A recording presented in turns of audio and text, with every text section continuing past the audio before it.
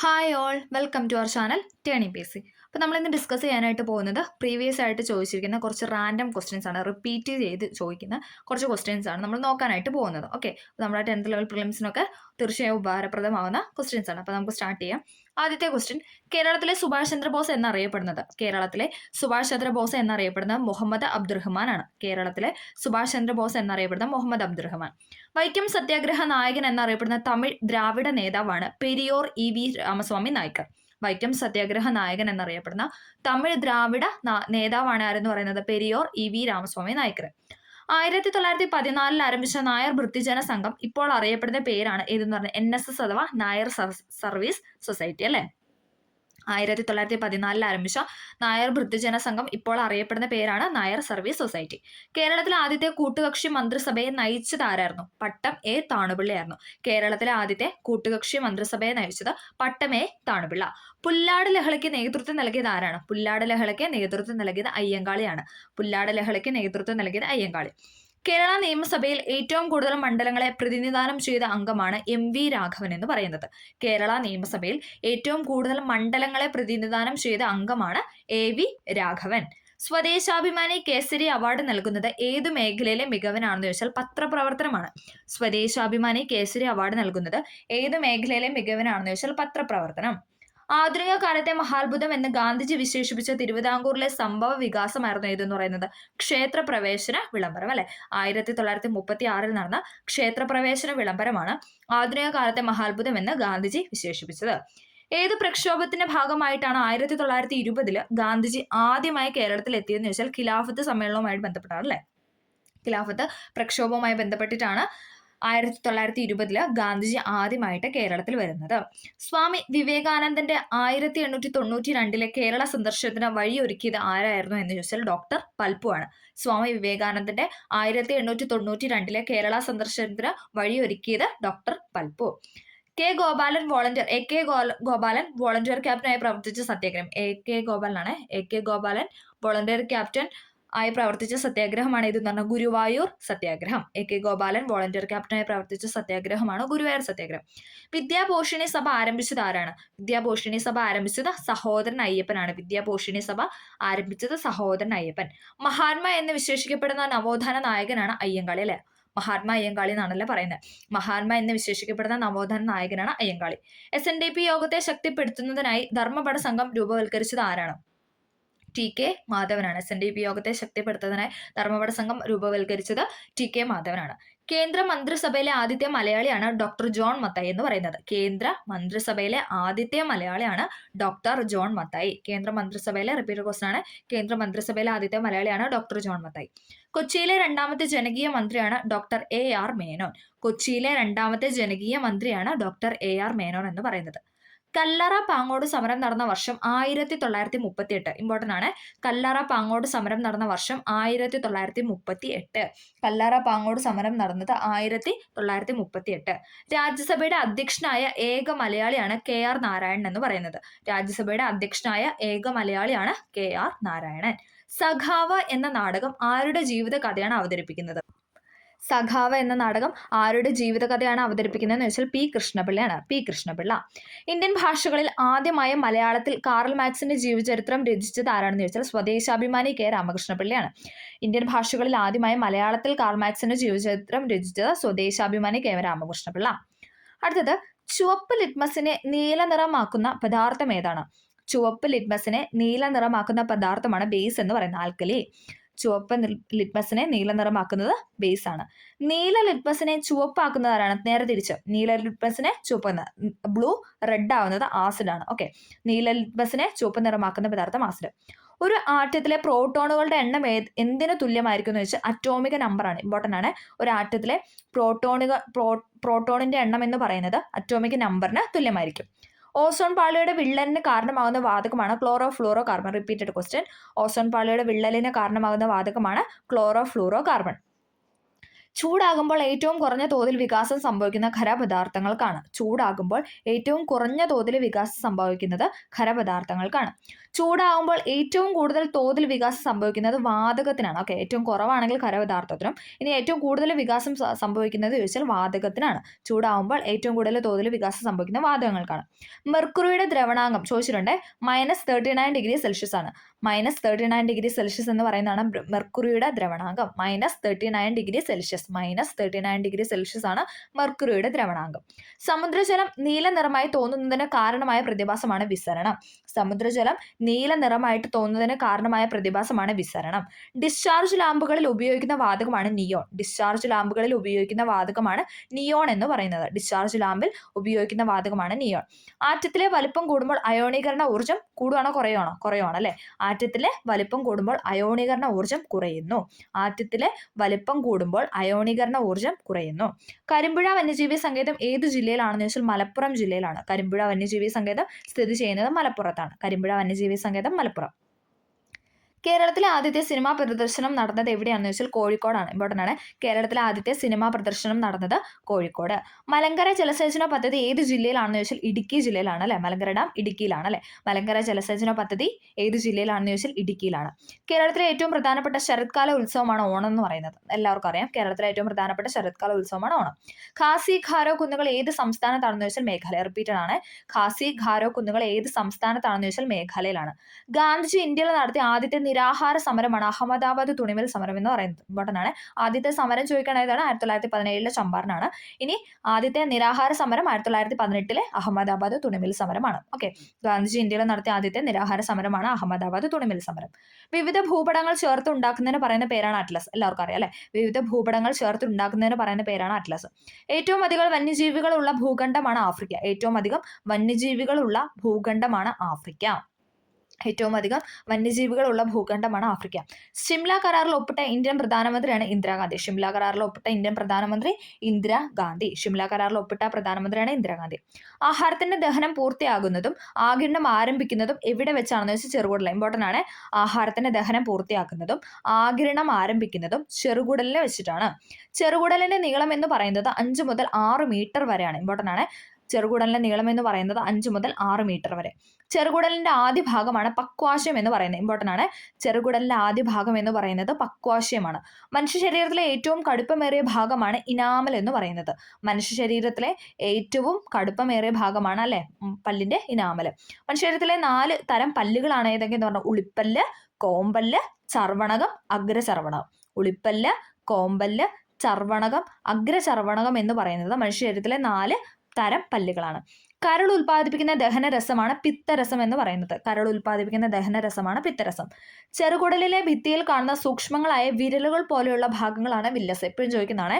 ചെറുകുടലിലെ ഭിത്തിയിൽ കാണുന്ന സൂക്ഷ്മങ്ങളായ വിരലുകൾ പോലെയുള്ള ഭാഗങ്ങളാണ് വില്ലസുകൾ എന്ന് പറയുന്നത്. ആഹാരത്തിലൂടെ ലഭിക്കേണ്ട പോഷക ഘടകങ്ങൾ ഏതെല്ലാം എന്ന് ചോദിച്ചാൽ ധാന്യകം, പ്രോട്ടീൻ, കൊഴുപ്പ്, ധാതുക്കൾ, വൈറ്റമിൻ, ജലം. ധാന്യകം എന്നാണ്. ധാന്യകം, പ്രോട്ടീൻ, കൊഴുപ്പ്, ധാതുക്കൾ, വൈറ്റമിൻ, ജലം. ഇതെല്ലാം എന്താണ്? ആഹാരത്തിലൂടെ ലഭിക്കേണ്ട പോഷക ഘടകങ്ങളാണ്. ആഹാരത്തിലൂടെ ലഭിക്കേണ്ട പോഷക ഘടകങ്ങളാണ് ധാന്യകം, പ്രോട്ടീന്, കൊഴുപ്പ്, ധാതുക്കൾ, വൈറ്റമിൻ, ജലം. ആഹാരത്തിലൂടെ ശരീരത്തിൽ ഊർജ്ജദായകമായ മാറുന്ന പോഷക ഘടകങ്ങളാണ് ധാന്യകവും കൊഴുപ്പും അല്ലെ. ആഹാരത്തിലൂടെ നമുക്ക് എനർജി പ്രൊഡ്യൂസ് ആവുന്നതാണ് ഏതെന്ന് പറയുന്നത് ധാന്യകം. ഇനി ധാന്യകത്തിന്റെ അഭാവത്തിൽ ഫാറ്റും എന്താണ്?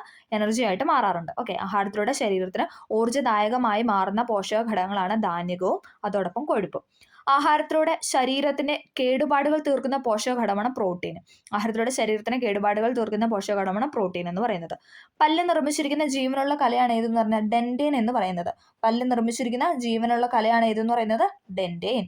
ഓക്കെ, അടുത്തത് അസ്ഥികൾ, പല്ലുകൾ എന്നിവയുടെ വളർച്ചയ്ക്കും നാഡീപേശി പ്രവർത്തനങ്ങൾ സുഗമമാക്കാനും സഹായിക്കുന്ന പോഷക ഘടകമാണ് ധാതുക്കൾ എന്ന് പറയുന്നത്. എന്തൊക്കെയാണ്? അസ്ഥികൾ, പല്ലുകൾ എന്നിവയുടെ വളർച്ചയ്ക്കും നാഡീപേശി പ്രവർത്തനങ്ങൾ സുഗമമാക്കാനും സഹായിക്കുന്ന പോഷക ഘടകമാണ് ധാതുക്കൾ. ഉപാപചയ പ്രവർത്തനം സുഗമമായി നടക്കുന്നതിന് കണ്ണ് തുടങ്ങിയ അവയവങ്ങളിൽ ആരോഗ്യ പരിപാലനത്തിന് സഹായിക്കുന്ന പോഷക ഘടകമാണ് വൈറ്റമിൻസ് അല്ലെ. നമുക്കറിയാം കണ്ണിനും എന്താണ് നമ്മുടെ സൺലൈറ്റ് മുഖേന നമുക്ക് വൈറ്റമിൻ ഡി കിട്ടുന്നു അല്ലെ. പിന്നെന്താണ് നമുക്ക് ഫ്രഷ് ഫുഡ് വിറ്റാമിനായ സി അല്ലെ, നമ്മൾ പല വൈറ്റമിനെ കുറിച്ചും പഠിച്ചിട്ടുണ്ട്.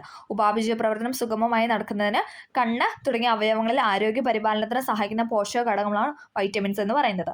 ആഹാരവസ്തുക്കൾ കടിച്ചു മുറിക്കുന്നതിന് സഹായിക്കുന്ന പല്ലുകളാണ് ഉളിപ്പല്ല്. ഇമ്പോർട്ടൻ്റ് ആണ്. ആഹാരവസ്തുക്കൾ കടിച്ചു മുറിക്കാൻ വേണ്ടിയിട്ട്. ഇപ്പം നമ്മൾ ഒരു ആപ്പിളൊക്കെ നമ്മൾ ഫ്രണ്ടിലത്തെ പല്ല് വെച്ചിട്ടല്ലേ മുറിച്ചെടുക്കും അല്ലേ, അപ്പം അതിന് നമ്മൾ ഉപയോഗിക്കുന്ന ഉളിപ്പല്ലാണ്. അതാണ് ഫ്രണ്ടിലെ പല്ല് അല്ലേ, 4 പല്ലാണ് ഉള്ളത്. ഓക്കെ. ആഹാരവസ്തുക്കൾ കടിച്ചു കീറാനാണെങ്കിൽ അതാണ് കോമ്പല്ല്. കടിച്ചു കീറാൻ കോമ്പല്ല്. ആഹാരവസ്തുക്കൾ ചവച്ചരയ്ക്കണം. ആ ചാ വെച്ചിട്ട് ചർവണകവും അഗ്രചർവണവും കണക്ട് ചെയ്യുക. ഓക്കെ. കടിച്ചു മുറിക്കാനാണെങ്കിൽ ഉളിപ്പല്ല്, കടിച്ചു കീറാനാണെങ്കിൽ കോമ്പല്ല്, ചവച്ചരയ്ക്കാനാണെങ്കിൽ ഏതാണ്? ചർവണകവും അഗ്രചർവണകവുമാണ്. ഇനാമലിന്റെ സവിശേഷതകൾ എന്തൊക്കെയാണ്? കടുപ്പമേറിയ ഭാഗമാണ്, വെള്ള നിറമാണ്, നിർജ്ജീവമാണ്. ഇമ്പോർട്ടൻ്റ് ആണ്, ചോദിച്ചിട്ടുണ്ട്. ഇനാമലിന്റെ സവിശേഷതകളാണ് എന്തെന്ന് പറയുന്നത്? കടുപ്പമേറിയ ഭാഗമാണ് അല്ലേ, മനുഷ്യരത്തിലെ ഏറ്റവും കടുപ്പമേറിയ ഭാഗമാണ് ഇനാമൽ എന്ന് പറയുന്നത്. അതോടൊപ്പം വെള്ള നിറമാണ്, പിന്നെ നിർജ്ജീവമാണ്. ദഹനരസങ്ങളുള്ള പ്രവർത്തനങ്ങളിൽ നിന്ന് ആമാശയഭിത്തിയെ സംരക്ഷിക്കുന്ന ഡാഷാണ്, ശ്ലേഷ്മ രസങ്ങളാണ്. ഓക്കെ.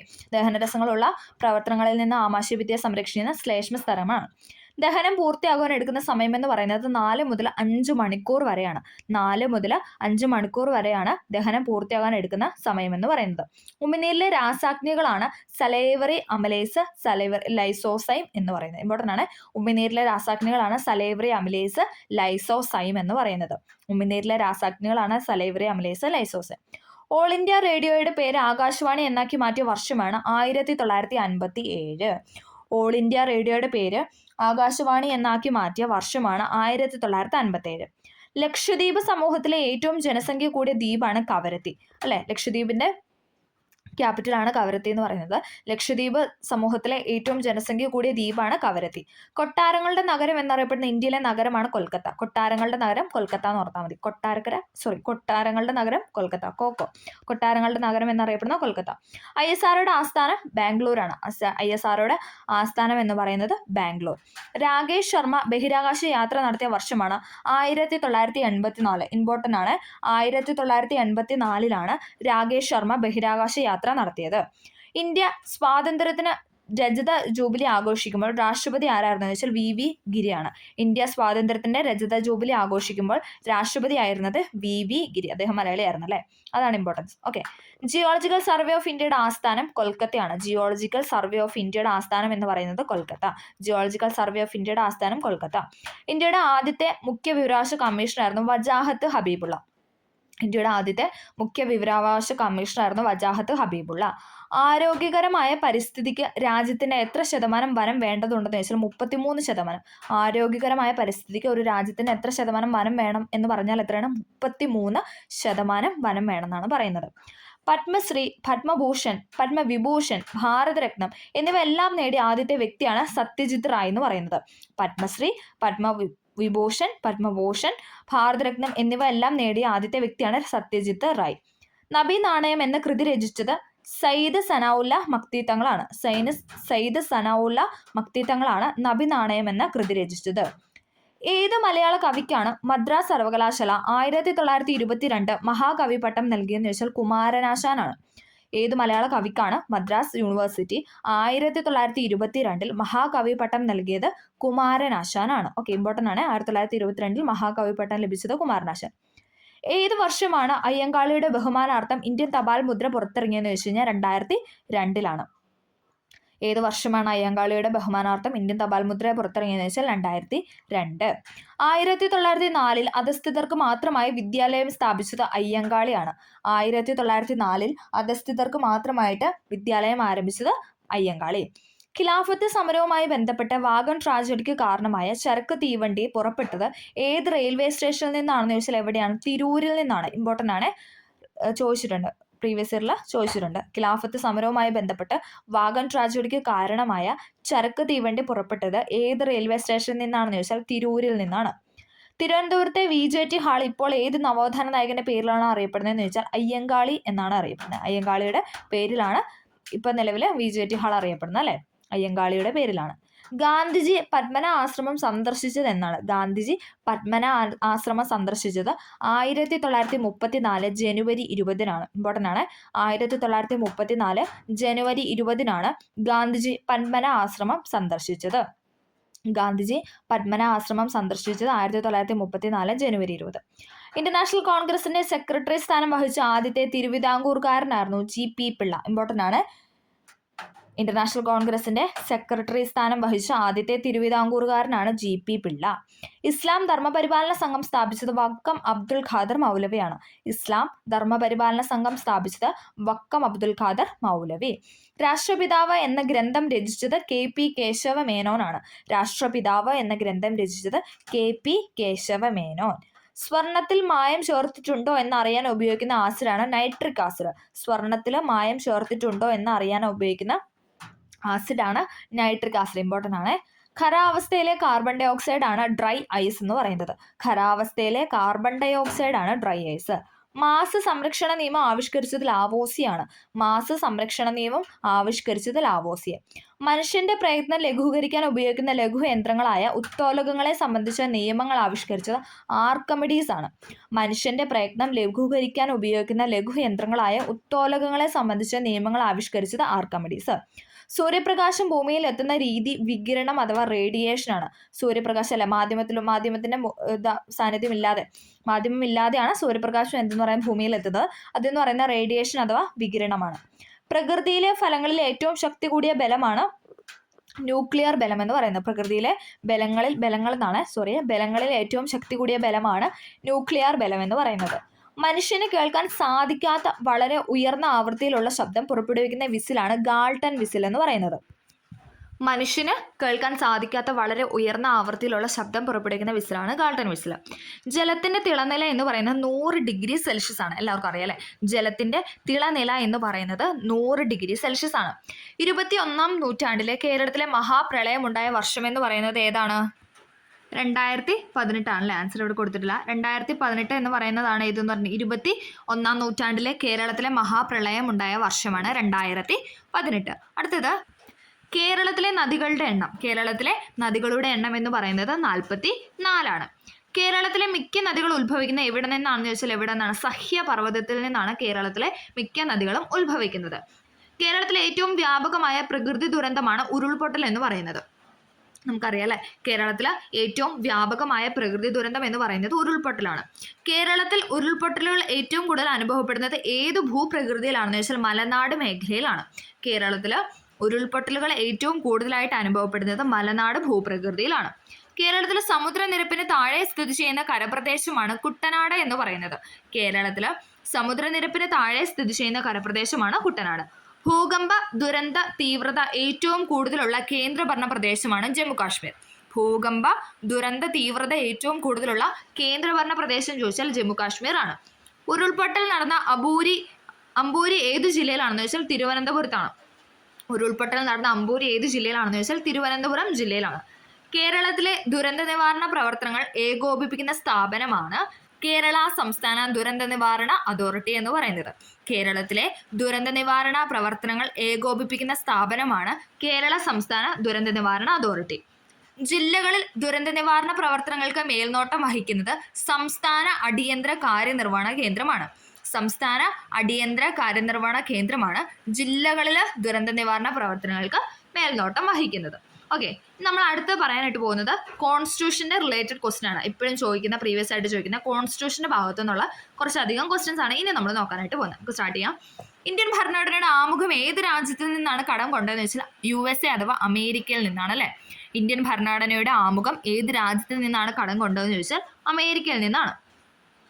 ഇന്ത്യൻ ഭരണഘടനയുടെ ആമുഖത്തിന്റെ ശില്പി എന്ന് പറയുന്നത് ജവഹർലാൽ നെഹ്റു ആണ്. ഇന്ത്യൻ ഭരണഘടനയുടെ ആമുഖത്തിന്റെ ശില്പി എന്ന് പറയുന്നത് ജവഹർലാൽ നെഹ്റു. ഇന്ത്യൻ ഭരണഘടനയ്ക്ക് ഒരു ആമുഖം വേണമെന്ന് ആദ്യമായി ആവശ്യപ്പെട്ടത് ആരാണെന്ന് ചോദിച്ചാൽ BN റാവു ആണ്. ഇന്ത്യൻ ഭരണഘടനയ്ക്ക് ഒരു ആമുഖം വേണമെന്ന് ആദ്യമായിട്ട് ആവശ്യപ്പെട്ടത് BN റാവു. ഇന്ത്യൻ ഭരണഘടനയുടെ ആമുഖം ഡ്രാഫ്റ്റിംഗ് കമ്മിറ്റിയിൽ അവതരിപ്പിച്ചത് നെഹ്റു ആണ്.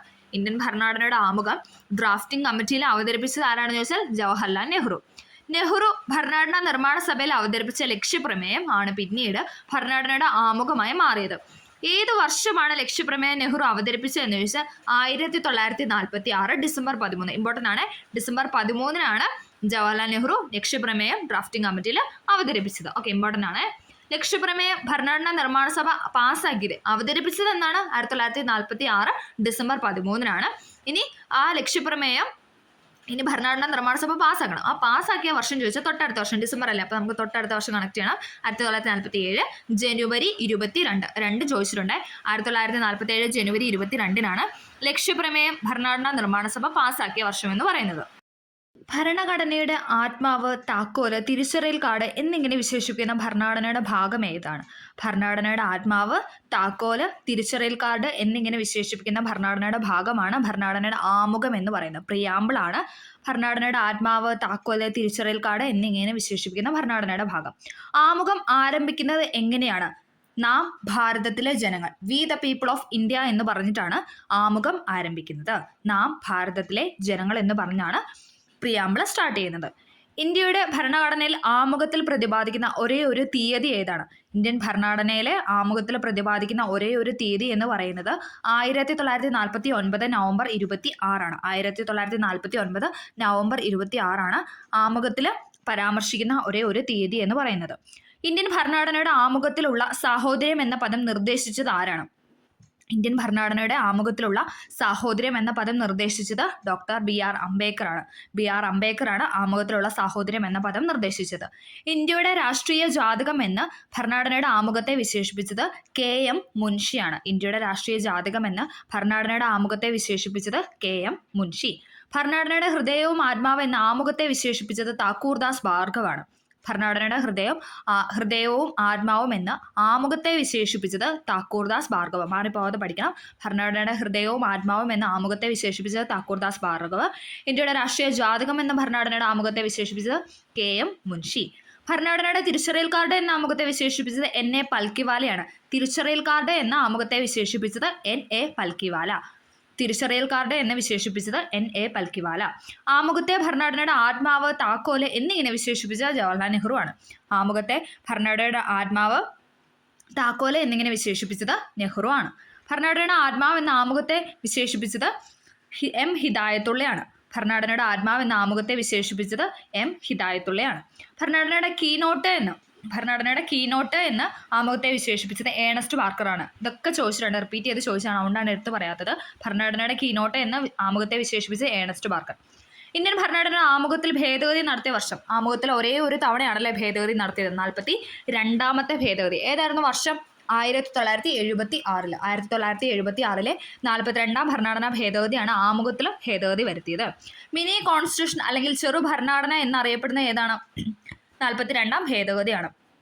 മിനി കോൺസ്റ്റിറ്റ്യൂഷൻ അഥവാ ചെറു ഭരണഘടന എന്നറിയപ്പെടുന്ന ഭേദഗതി എന്ന് പറയുന്നത് 42ാം ഭേദഗതി 1976.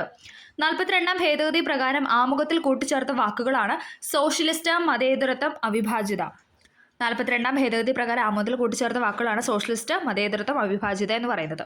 മൗലിക അവകാശങ്ങളെക്കുറിച്ചും ഇന്ത്യൻ ഭരണഘടനയിൽ സൂചിപ്പിക്കുന്ന ഭാഗമാണ് ഭാഗം 3. മൗലിക അവകാശങ്ങളെക്കുറിച്ച് എവിടെയാണ് നമ്മുടെ ഭരണഘടനയിൽ പറയുന്നതെന്ന് വെച്ചാൽ പാർട്ട് 3യിലാണ് അല്ലേ? പാർട്ട് 3യിലാണ് അഥവാ ഭാഗം 3ലാണ് മൗലിക അവകാശങ്ങളെക്കുറിച്ച് ഭരണഘടനയിൽ പറയുന്നത്. ഒരു വ്യക്തിക്ക് ഒരു കാരണവശാലും നിഷേധിക്കപ്പെടാൻ പാടില്ലാത്ത അവകാശമാണ് മൗലിക അവകാശം എന്ന് പറയുന്നത്. ഒരു വ്യക്തിക്ക് ഒരു കാരണവശാലും നിഷേധിക്കപ്പെടാൻ പാടില്ലാത്ത അവകാശമാണ് മൗലികാവകാശം. മൗലികാവകാശങ്ങളുടെ സംരക്ഷകൻ എന്നറിയപ്പെടുന്നത് സുപ്രീം കോടതിയാണ്. ഇമ്പോർട്ടൻ്റ് ആണ്, PYQ ആണ്. മൗലികാവകാശങ്ങളുടെ സംരക്ഷകൻ എന്നറിയപ്പെടുന്നത് സുപ്രീം കോടതി. ഭരണഘടനയിൽ മൗലിക അവകാശങ്ങൾ ഉൾക്കൊള്ളിച്ചിരിക്കുന്ന ആർട്ടിക്കിൾ ഏതു തൊട്ട് ഇതുവരെയാണെന്ന് ചോദിച്ചിട്ടുണ്ട്. 12 മുതൽ 35 വരെയാണ്. ഭരണഘടനയിൽ മൗലിക അവകാശങ്ങൾ ഉൾക്കൊള്ളിച്ചിരിക്കുന്ന ആർട്ടിക്കിൾ എന്ന് പറയുന്നത് 12 മുതൽ 35 വരെയാണ്. മൗലിക അവകാശങ്ങളുടെ ശില്പി എന്നറിയപ്പെടുന്നത് ഇമ്പോർട്ടൻ്റ് ആണ്, സർദാർ വല്ലഭായ് പട്ടേലാണ്. മൗലിക അവകാശങ്ങളുടെ ശില്പി എന്നറിയപ്പെടുന്നത് സർദാർ വല്ലഭായ് പട്ടേലാണ്. മൗലിക അവകാശങ്ങളുടെ ശില്പി സർദാർ വല്ലഭായ് പട്ടേൽ. ഏത് രാജ്യത്തിൽ നിന്നാണ് ഇന്ത്യൻ ഭരണഘടനയിലെ മൗലിക അവകാശങ്ങൾ കടം കൊണ്ടിരിക്കുന്നത് എന്ന് വെച്ചാൽ USA അഥവാ അമേരിക്കയിൽ നിന്നാണ് അല്ലേ? അമേരിക്കൻ കോൺസ്റ്റിറ്റ്യൂഷനിൽ നിന്നാണ് നമ്മൾ മൗലിക അവകാശം എന്ന ആശയം കടം കൊണ്ടിരിക്കുന്നത്. ഇന്ത്യയുടെ മാഗ്ന കാർട്ട എന്നറിയപ്പെടുന്നത് മൗലിക അവകാശങ്ങളാണ്. മൗലിക അവകാശങ്ങളാണ് ഇന്ത്യയുടെ മാഗ്ന കാർട്ട എന്നറിയപ്പെടുന്നത്. ഇന്ത്യൻ ഭരണഘടനയുടെ ആണിക്കല്ല് എന്നറിയപ്പെടുന്നതും മൗലിക അവകാശങ്ങളാണ്.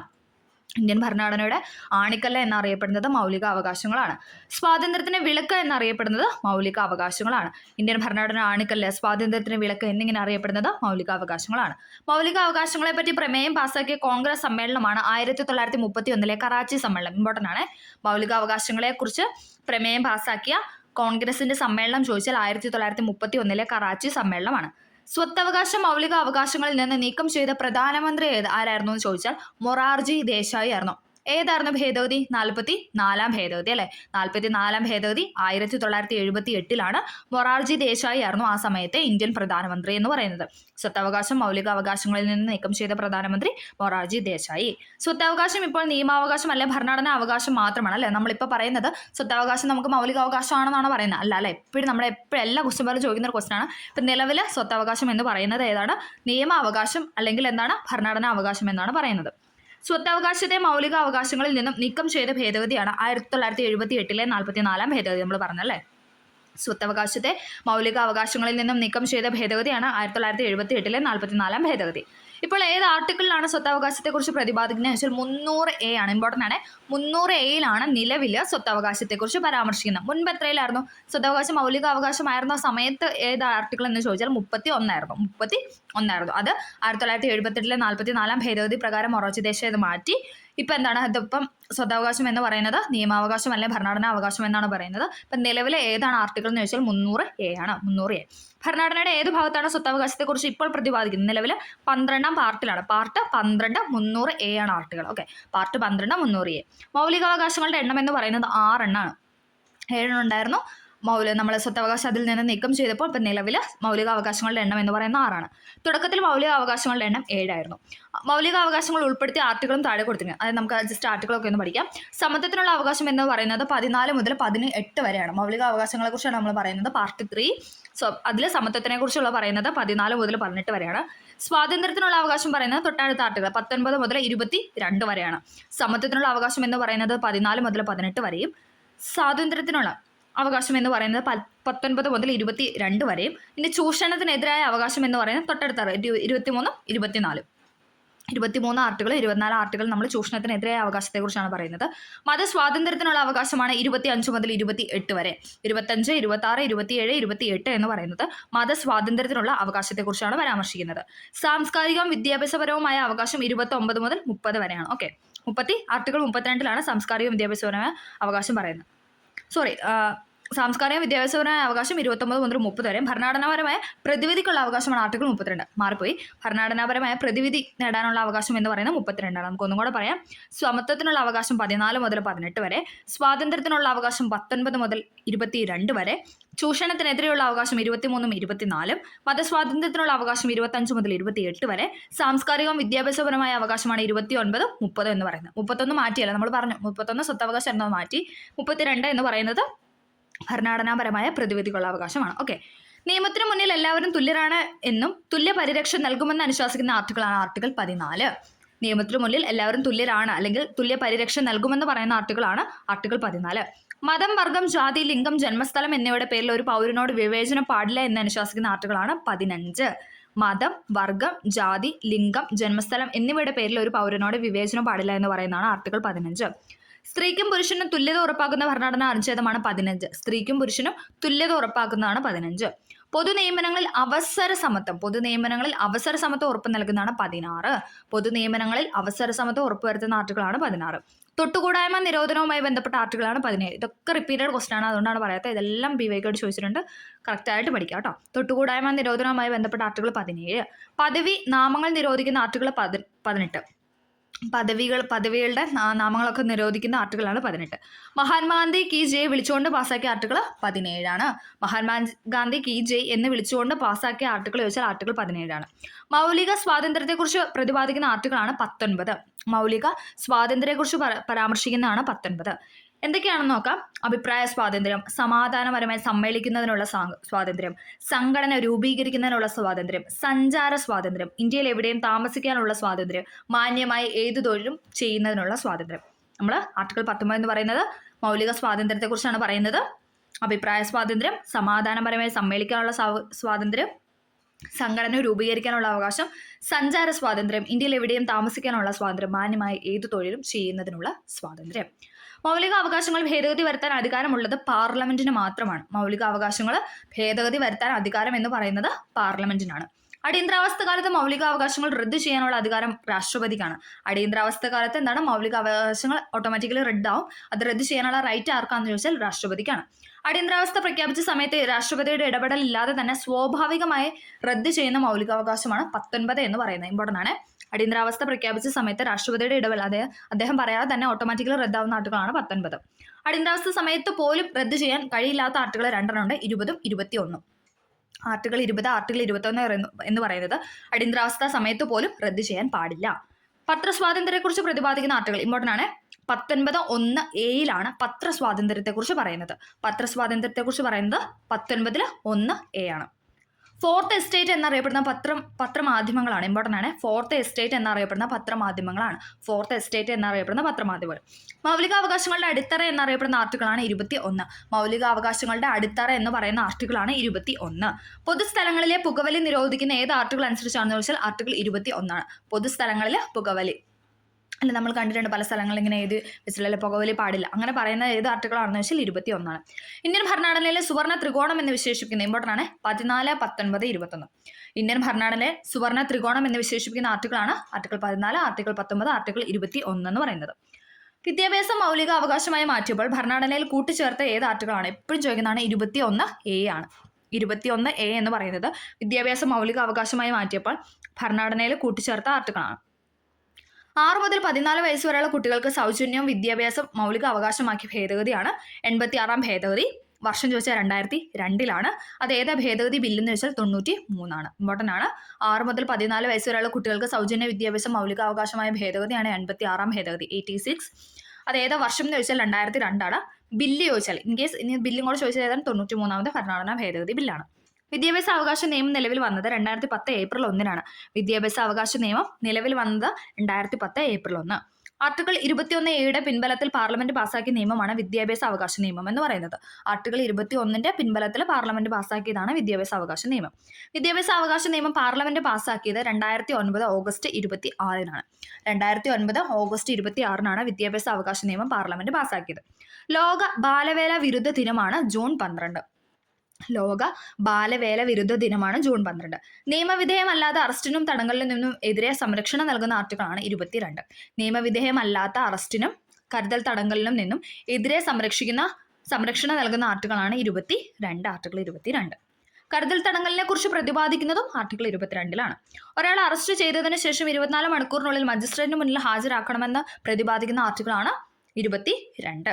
ഒരാളെ അറസ്റ്റ് ചെയ്തതിനു ശേഷം 24 മണിക്കൂറിനുള്ളിൽ മജിസ്ട്രേറ്റിന് മുന്നിൽ ഹാജരാക്കണമെന്ന് പ്രതിപാദിക്കുന്ന ആർട്ടിക്കിളാണ് 22. ഇതിൽ ആദ്യമായി കരുതൽ തടങ്കൽ നിയമപ്രകാരം അറസ്റ്റിലായ വ്യക്തിയാണ് AK ഗോപാലൻ. AKG ആണ് ഇതിൽ ആദ്യമായിട്ട് കരുതൽ തടങ്കൽ നിയമപ്രകാരം അറസ്റ്റിലായത്. കരുതൽ തടങ്കലിലാക്കിയ ഒരു വ്യക്തിയെ വിചാരണയില്ലാതെ എത്ര കാലം തടവിൽ വെക്കാൻ സാധിക്കുമെന്ന് വെച്ചാൽ 3 മാസമാണ്. കരുതൽ തടങ്കലിൽ ആക്കിയ ഒരു വ്യക്തിയെ വിചാരണയില്ലാതെ എത്ര കാലം തടവിൽ വെക്കാമെന്ന് വെച്ചാൽ 3 മാസമാണ്. ചൂഷണത്തിനെതിരെ പ്രതിപാദിക്കുന്ന ആർട്ടിക്കിളാണ് 23ഉം 24. നമ്മൾ പറഞ്ഞല്ലേ, ചൂഷണത്തിനെതിരെ പ്രതിപാദിക്കുന്ന ആർട്ടിക്കിളാണ് 23, 24. മനുഷ്യക്കടത്ത്, അടിമത്തം, നിർബന്ധിച്ച് തൊഴിൽ ചെയ്യിക്കൽ എന്നിവ നിരോധിച്ചതിനെ കുറിച്ചുള്ള ആർട്ടിക്കിളാണ് 23 എന്ന് പറയുന്നത്. മനുഷ്യക്കടത്ത്, അടിമത്തം, നിർബന്ധിച്ച് തൊഴിൽ ചെയ്യിക്കൽ എന്നിവ നിരോധിക്കുന്ന ആർട്ടിക്കിളാണ് ആർട്ടിക്കിൾ 23 എന്ന് പറയുന്നത്. ബാലവേല നിരോധിച്ചുകൊണ്ട് പ്രതിപാദിക്കുന്ന ആർട്ടിക്കിളാണ് 24. ബാലവേല നിരോധിച്ചുകൊണ്ടുള്ള ആർട്ടിക്കിളാണ് 24. ബാലവേല ഉപയോഗിക്കാത്ത ഉൽപ്പന്നങ്ങൾക്ക് നൽകുന്ന മുദ്രയാണ് റക് മാർക്ക്. ഇമ്പോർട്ടൻ്റ് ആണ്. ബാലവേല ഉപയോഗിക്കാത്ത ഉൽപ്പന്നങ്ങൾക്ക് നൽകുന്ന മുദ്രയാണ് റക് മാർക്ക്. ബാലവേല ഉപയോഗിക്കാത്ത ഉൽപ്പന്നങ്ങൾക്ക് നൽകുന്ന മുദ്രയാണ് റക് മാർക്ക്. റക് മാർക്ക് എന്ന ആശയം കൊണ്ടുവന്നത് കൈലാഷ് സത്യാർത്ഥിയാണ്. റക് മാർക്ക് എന്ന ആശയം കൊണ്ടുവന്നത് കൈലാഷ് സത്യാർത്ഥി. റെഡ് മാർക്ക് ഇപ്പോൾ അറിയപ്പെടുന്നത് എങ്ങനെയാണെന്ന് വെച്ചാൽ ഗുഡ് വീവ് എന്നാണ്. റെഡ് മാർക്ക് നിലവിൽ അറിയപ്പെടുന്ന ഗുഡ് വീവ് എന്നാണ്. റെഡ് മാർക്ക് എന്ന ആശയം കൊണ്ടുവന്നത് കൈലാഷ് സത്യാർത്ഥിയാണ്. റെഡ് മാർക്ക് ഇപ്പോൾ അറിയപ്പെടുന്നത് ഗുഡ് വീവ് എന്നാണ്. മതസ്വാതന്ത്ര്യവുമായി ബന്ധപ്പെട്ട ആർട്ടിക്കിളാണ് 25 മുതൽ 28 വരെ. മതസ്വാതന്ത്ര്യത്തെക്കുറിച്ച് പറയുന്നത് 25 മുതൽ 28 വരെ. ഇഷ്ടമുള്ള മതത്തിൽ വിശ്വസിക്കാനും ആചരിക്കാനുമുള്ള അവകാശവുമായി ബന്ധപ്പെട്ട ആർട്ടിക്കിളാണ് 25. ഇഷ്ടമുള്ള മതത്തിൽ വിശ്വസിക്കാനും അത് ആചരിക്കാനുള്ള അവകാശവുമായി ബന്ധപ്പെട്ടതാണ് 25 എന്ന് പറയുന്നത്. മതവിഭാഗങ്ങൾക്ക് ജീവകാരുണ്യ സ്ഥാപനങ്ങൾ സ്ഥാപിക്കുന്നതിന് നോക്കി നടത്തുന്നതിനുള്ള അവകാശവുമായി ബന്ധപ്പെട്ടതാണ് 26-ാമത്തെ ആർട്ടിക്കിൾ. മതവിഭാഗങ്ങൾക്ക് ജീവകാരുണ്യ സ്ഥാപനങ്ങൾ സ്ഥാപിക്കുന്നതിനും അത് നോക്കി നടത്തുന്നതിനുള്ള അവകാശവുമായി ബന്ധപ്പെട്ട ആർട്ടിക്കിളാണ് 26. ഏതെങ്കിലും ഒരു പ്രത്യേക മതത്തിന്റെ വളർച്ചയ്ക്ക് വേണ്ടി നികുതികൾ കൊടുക്കാൻ നിർബന്ധിക്കുന്നതിന് എതിരെയുള്ള അവകാശമാണ് 27. ഏതെങ്കിലും ഒരു പ്രത്യേക മതത്തിന്റെ വളർച്ചയ്ക്ക് വേണ്ടി നികുതികൾ കൊടുക്കാൻ നിർബന്ധിക്കുന്നതിന് എതിരെയുള്ള ആർട്ടിക്കിളാണ് അവകാശമാണ് 27 എന്ന് പറയുന്നത്. ഗവൺമെന്റ് നടത്തുന്ന സ്ഥാപനങ്ങളിൽ അല്ലെങ്കിൽ ഗവൺമെന്റ് സഹായം കൈപ്പറ്റുന്ന വിദ്യാഭ്യാസ സ്ഥാപനങ്ങൾ മതപഠനം അല്ലെങ്കിൽ മതാചാരം പാടില്ല എന്ന് പറയുന്നതാണ് 28. ഗവൺമെന്റ് സ്കൂളിലും ഗവൺമെന്റ് കോളേജിലും ഒന്നും എന്താണ് മതാചാരം ഒന്നും പാടില്ല അല്ലേ, ആ ഒരു മതത്തെ ഇന്നൊരു ഏതെങ്കിലും ഒരു മതത്തെ വെച്ചിട്ട് അതൊന്നും പഠിപ്പിക്കാനായിട്ടൊന്നും പാടില്ല എന്ന് പറയുന്നതാണ് 28. സാംസ്കാരികവും വിദ്യാഭ്യാസവുമായ അവകാശവുമായി ബന്ധപ്പെട്ട ആർട്ടിക്കിളാണ് 29, 30. സാംസ്കാരികവും വിദ്യാഭ്യാസപരമായ അവകാശങ്ങളുമായി ബന്ധപ്പെട്ട ആർട്ടിക്കിളാണ് 29, 30. ന്യൂനപക്ഷ വിഭാഗങ്ങളുടെ താല്പര്യങ്ങൾ സംരക്ഷിക്കുന്ന ഭരണഘടനാ വകുപ്പ് 29. ന്യൂനപക്ഷ വിഭാഗങ്ങൾക്ക് വിദ്യാഭ്യാസ സ്ഥാപനങ്ങൾ തുടങ്ങുന്നതിന് വേണ്ടിയുള്ള അവകാശവുമായി ബന്ധപ്പെട്ടതാണ് 30 എന്ന് പറയുന്നത്. ന്യൂനപക്ഷ വിഭാഗങ്ങളുടെ താല്പര്യങ്ങൾ സംരക്ഷിക്കുന്ന ഭരണഘടനാ വകുപ്പ് 29. ന്യൂനപക്ഷ വിഭാഗങ്ങൾക്ക് വിദ്യാഭ്യാസ സ്ഥാപനങ്ങൾ തുടങ്ങുന്നതിന് വേണ്ടിയുള്ള അവകാശവുമായി ബന്ധപ്പെട്ടാണ് 30 എന്ന് പറയുന്നത്. ഓക്കെ, ഇന്ത്യൻ പൗരന്മാർക്ക് മാത്രം ലഭിക്കുന്ന മൗലിക അവകാശങ്ങളാണ് 15, 16, 19, 29, 30 എന്ന് പറയുന്നത്. ഇമ്പോർട്ടൻ്റ് ആണ്. ഇന്ത്യൻ പൗരന്മാർക്ക് മാത്രം ലഭിക്കുന്ന മൗലിക അവകാശങ്ങളാണ് 15, 16, 19, 29, 30. ബാക്കി നമ്മുടെ മൗലിക അവകാശങ്ങളിൽ പെടുന്ന ബാക്കി എല്ലാ ആർട്ടിക്കിളും എന്താണ്? എല്ലാ പൗരന്മാർക്കും, ഇന്ത്യൻ പൗരന്മാർക്കും വിദേശികൾക്ക് ലഭിക്കുന്ന മൗലിക അവകാശങ്ങളാണ് 14, 20, 21, 21A, 22, 23, 24, 25, 26, 27, 28 എന്ന് പറയുന്നത്. അപ്പം നമുക്ക് ഇത് പഠിച്ചു വെച്ചാൽ മതി.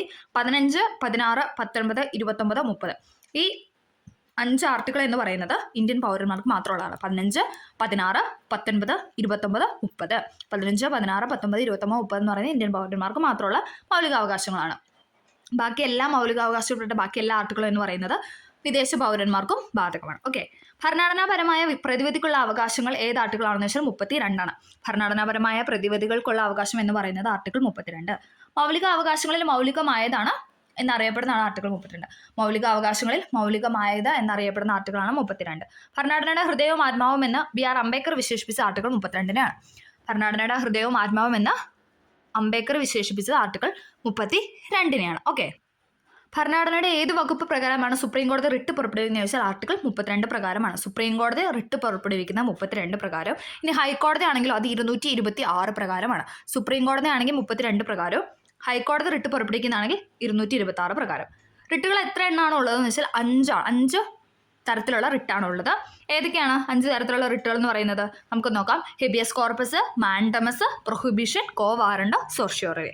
Habeas corpus, mandamus, prohibition, quo warranto, certiorari എന്ന് പറയുന്നതാണ് 5 റിട്ടുകൾ എന്ന് പറയുന്നത്. സുപ്രീം കോടതി റിട്ട് പുറപ്പെടുവിക്കുന്ന ആർട്ടിക്കിളാണ് ആർട്ടിക്കിൾ 32. ഹൈക്കോടതിയാണ് 226. ഓക്കെ, എന്താണ് റിട്ടുകൾ എന്ന് ചോദിച്ചാൽ മൗലിക അവകാശങ്ങൾ സംരക്ഷിക്കുന്നതിനായി കോടതി പുറപ്പെടുവിക്കുന്ന ഉത്തരവിനാണ് നമ്മൾ റിട്ട് എന്ന് പറയുന്നത്. നമ്മൾ പറഞ്ഞു മൗലിക അവകാശങ്ങൾ ലംഘിക്കപ്പെട്ട നമുക്ക് സുപ്രീം കോടതിയെ സമീപിക്കാന്നൊക്കെ നമ്മൾ പറഞ്ഞു. അപ്പം മൗലികാവകാശങ്ങൾ സംരക്ഷിക്കുന്നതിന് വേണ്ടി കോടതി പുറപ്പെടുവിക്കുന്ന ഉത്തരവാണ് റിട്ട്. റിട്ടുകളെ കുറിക്കുന്ന പദങ്ങൾ ഏത് ഭാഷയിൽ നിന്നാണെന്ന് വെച്ചാൽ ലാറ്റിൻ ഭാഷയിലാണ്. ഓക്കെ, റിട്ടുകൾ എന്ന് പറയുന്നത് ലാറ്റിൻ ഭാഷയിലാണ്. നമുക്ക് വായിക്കുമ്പോൾ മനസ്സിലാവും അല്ലേ? Habeas corpus, mandamus, prohibition, quo warranto, certiorari എന്നൊക്കെ പറയുന്നത് എന്താണ്? അത് ലാറ്റിൻ വേർഡ്സ് ആണ്. ഓക്കെ, അപ്പം നമ്മൾ ഇത്രയും ക്വസ്റ്റ്യൻസ് ആണ് ഈ ക്ലാസ്സിൽ ഇന്ന് പറയുന്നത്. എല്ലാവർക്കും ഈ വീഡിയോ ഹെൽപ്ഫുൾ ആയെന്ന് വിചാരിക്കുന്നു അല്ലേ? കുറേ അധികം റാൻഡമായിട്ട് കുറേ ക്വസ്റ്റ്യൻസും പിന്നെ കോൺസ്റ്റിറ്റ്യൂഷൻ്റെ ഭാഗത്ത് നിന്ന് എപ്പോഴും റിപ്പീറ്റ് ചെയ്യുന്ന ചോദിക്കുന്ന ക്വസ്റ്റ്യൻസുമാണ് നമ്മൾ ഡിസ്കസ് ചെയ്ത്. ഇനിയും കുറച്ച് അധികം ക്വസ്റ്റ്യൻസും അല്ലേ, ഇപ്പോൾ തീരത്തില്ല പെട്ടെന്നൊന്നും അല്ലേ, ഒരു ക്ലാസ്സിലൊന്നും നമുക്ക് തീർക്കാൻ പറ്റത്തില്ല. അപ്പോൾ നമ്മൾ ഇനിയും ക്ലാസ് അപ്ലോഡ് ചെയ്യുന്നതായിരിക്കും. അപ്പോൾ ഈ വീഡിയോ ഹെൽപ്ഫുൾ ആയെങ്കിൽ തീർച്ചയായും ലൈക്ക് ചെയ്ത് സപ്പോർട്ട് ചെയ്യുക. എന്തെങ്കിലും ഡൗട്ടോ കാര്യങ്ങളോ ഉണ്ടെങ്കിൽ തീർച്ചയായും കമൻ്റ് ആയിട്ട് രേഖപ്പെടുത്തുക. അപ്പോൾ ഓക്കെ, താങ്ക്